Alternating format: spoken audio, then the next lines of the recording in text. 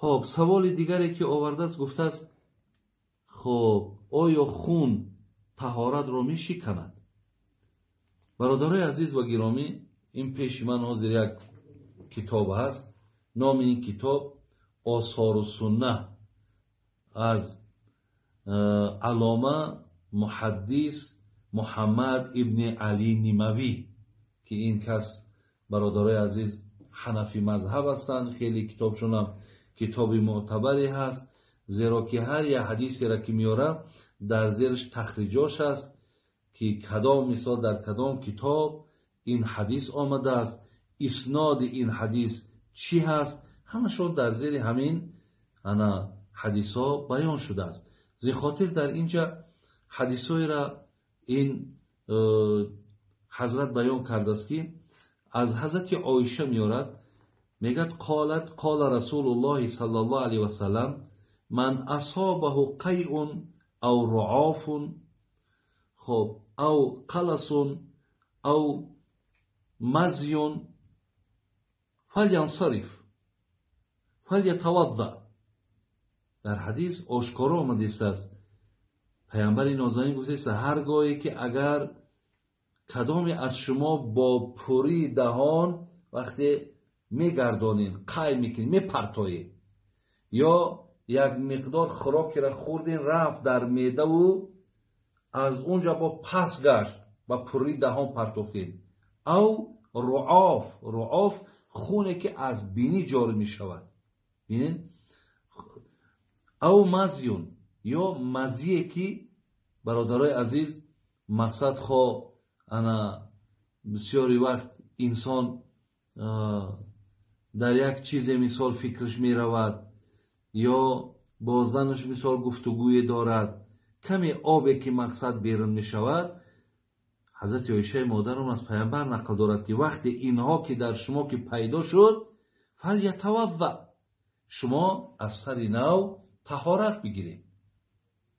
یعنی این حدیث باز برادران عزیز و گرامی که انا در زیرش در ابن ماجه می آید و با مقصد روایت مادرمون حضرت عایشه می گیرد. حتی میگه اگر شما مفصلتر خواهید که این حدیث رو اگر دریافت کنین در بخاری هم میگه در باب استحاضه آمدگی هست انا که زنی که نزد پیامبرمون آمدن، ولی من در همین ابتدای کتاب مقصد او حدیثی را که اشاره کرد که از اینجا مثال شما نگاه کنین، من اینجا هم دیدم که همون انا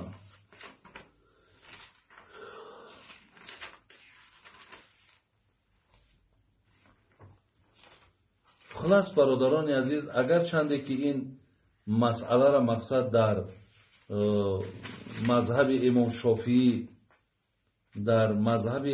امام شافعی مقصد آمدن خونی جاری را یا مذهب امام مالک اجازت میتن که اگر خون جاری هم که باشد مقصد شکننده طهارت نیست. اونا دلیلای کاز میارن. این حاضر ما در باب استحاضه از همین کتاب حضرت همین جا حضرت عایشه مادر میگه جاءت فاطمه تو بنت ابی حبیش، همین حضرت فاطمه دختر ابی حبیش پیش پیامبرمون آمد و از زیاد آمدن خون یعنی چیکار کرد؟ شکایت کرد که مقصد من نفری هستم که همین خون زیاد میره.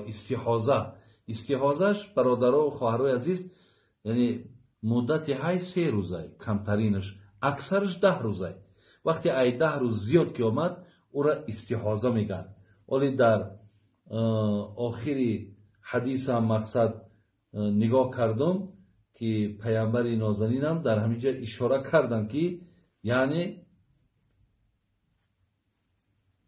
خب گفتن که فقال لا، گفتن انما ذلك عرق ولیست بالحیضه. گفتن فاطمه گفتن او یکی از 10 روز زیاد میآید، گفت او دیگه حیض نیست. او را گفت ذالکه را عرق میگن. یعنی عرق خونه که از رگ بیرون میشود. یعنی وقتی که خونه که از رگ بیرون شید، طرف فاطمه دختر ابی حبیش پیامبر چی گفت؟ گفت که برای طهارت کن. یعنی بخون طهارت که گفته، همین را حضرت هم دلیل آورده است و حضرت امام ابو حنیفه هم همین را برای ما و شما اسناد کرده است که اینجا چند حدیث ها است. ولی با استناد این حدیث ها در مذهب خودمان خون شکننده طهارت به حساب می رود.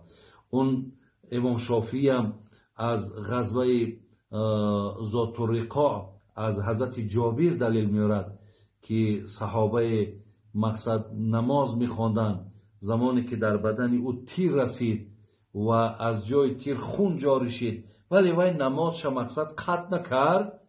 برادر عزیز، اینجا هم دانشمندان مذهب حنفی میگن که او حالت یا حالت اضطراری بود، یعنی در یک حالت ضرورت قرار داشت.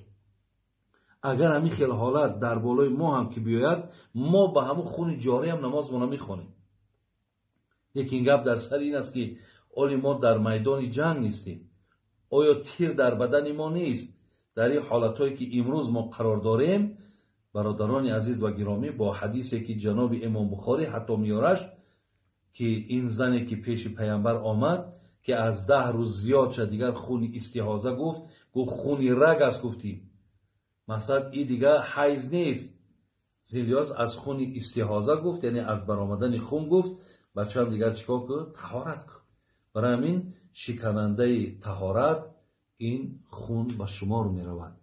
خب حتی همون بسیاری از حتی پیروای امام شافعی، حتی پیروای امام مالک، خودشون هم در همین مسئله رخصت دادن جاری شدن خونم بحث و مناظره ها دارن که حتی میگن این خونی که جاری میشود به آیت قرآن ثابت است که خون مقصد خودش این نجیس هیاخه.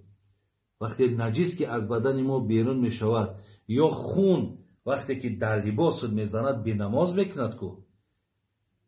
زین لحاظ حتی همون صحابه هم که خون و همون خون جاری، او خون جاری لباس شب به نماز میکند کو. گفته با در بین خود همین دانشمندای امام شافعی و امام احمد حنبل بحث و مناظره است. زین لحاظ برادران عزیز و گرامی، خون طهارت را میشکند. لیکن در مسئله خون یا زرداب، اگر من طهارت داشتم، یکی مبادا بینیم خون سر کرد، یا یک جای زخمی بود خونش جاری شد، یا زرداب جاری شد، این حالت در استنجا یعنی بین پا را شستن شد ضرورت نداره. فقط شما باقی اعضا را دست رو میگیم تا پامونم داخل میشود، همین ها را میشویم، تمام، دیگر ما صاحب طهارت میشیم برادر عزیز.